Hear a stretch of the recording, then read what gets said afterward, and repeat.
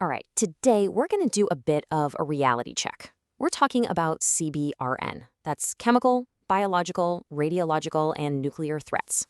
Now, I know it can sound like something straight out of a movie, but the reality, it is so much closer and way more complex than you might think. Just imagine hearing that. Someone screaming at you, "Why have you taken your mask off?" It's pure panic, right?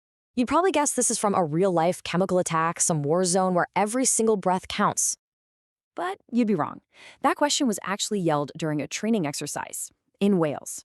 It wasn't a real conflict, just a simulation, but a simulation that revealed something deeply, deeply unsettling. Yeah, that training exercise, it was a massive shock to the system. It really exposed some serious fundamental gaps in preparedness.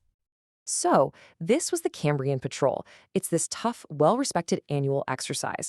And the troops involved, they aren't the super specialized CBRN guys, but they are highly trained soldiers.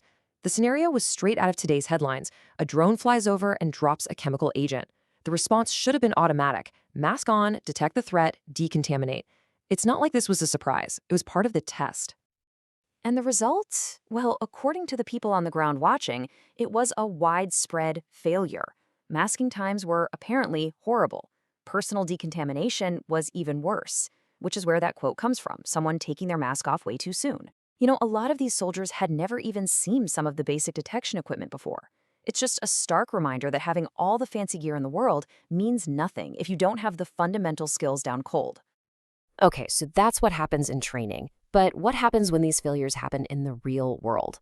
When we're talking about radiological and nuclear materials, the stakes are so much higher, and the timeline for a fatal mistake can be terrifyingly short. Let's go back to July 24th, 1964. Robert Peabody, a 37-year-old father of 9, starts his shift at a nuclear fuels plant. Just 2 hours in, there's some confusion about procedure, and he pours a highly concentrated uranium solution into the wrong container. The shape of this tank was all wrong, and it allowed the uranium to trigger a runaway chain reaction.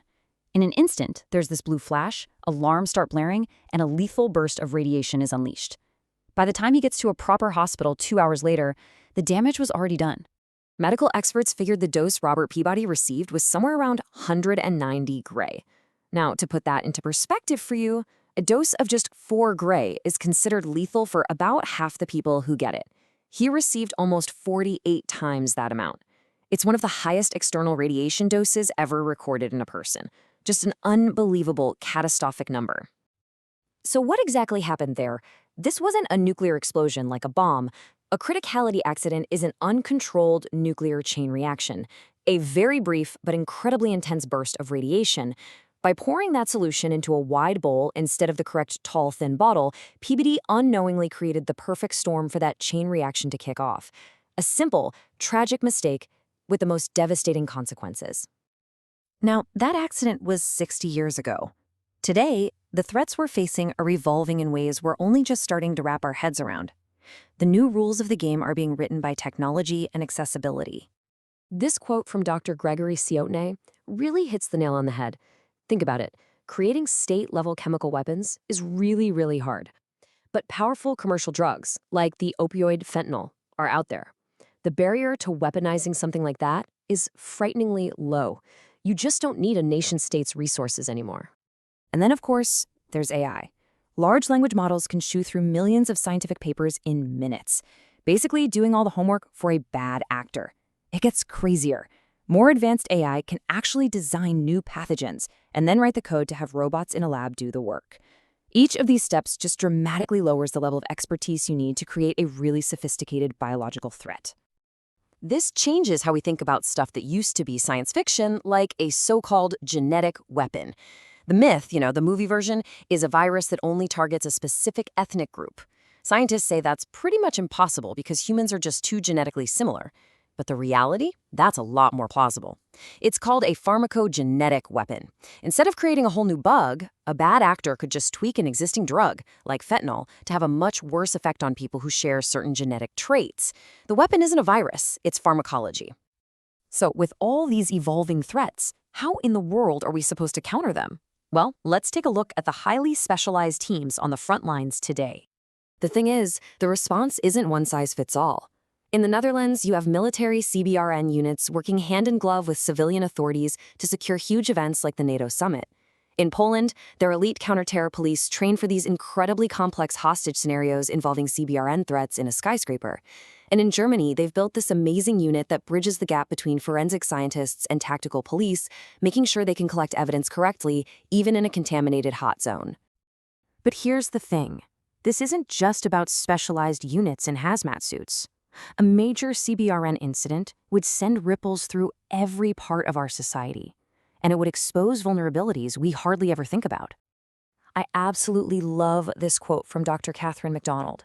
It's so true, isn't it? We just go to the store and assume the food is safe. We never think about the massive, complex, and, well, vulnerable system that makes it that way.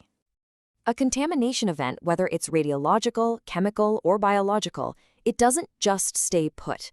It gets into our supply chains. And think beyond just the food itself. What about timber for building houses, trees for paper, animal byproducts that go into things like soap? I mean, during the pandemic, when ethanol production slowed down, we had a shortage of its byproduct, CO2, the stuff we use to make our drinks fizzy. It's just a perfect example of how interconnected and surprisingly fragile all these systems really are. And that brings us right back to where we started. It all comes back to this fundamental question of readiness, not just for the experts, but for everyone. And this quote brings us back to that exercise in Wales, because here's the crucial point. Real deterrence doesn't come from having a few elite teams hidden away somewhere. It comes from having general forces and, by extension, a whole society that is resilient enough to function through an attack. If an adversary knows that their chemical or biological weapons aren't going to completely stop you in your tracks, the whole reason for using them starts to disappear. So the specialized units? They're training for skyscraper assaults and NATO summits. Scientists are tracking the risks of AI and pharmacology. But those lessons from the training fields in Wales and the supply chain shocks we've all lived through, they point to a much bigger challenge. The experts are preparing. The real question we have to leave you with is, are the rest of us?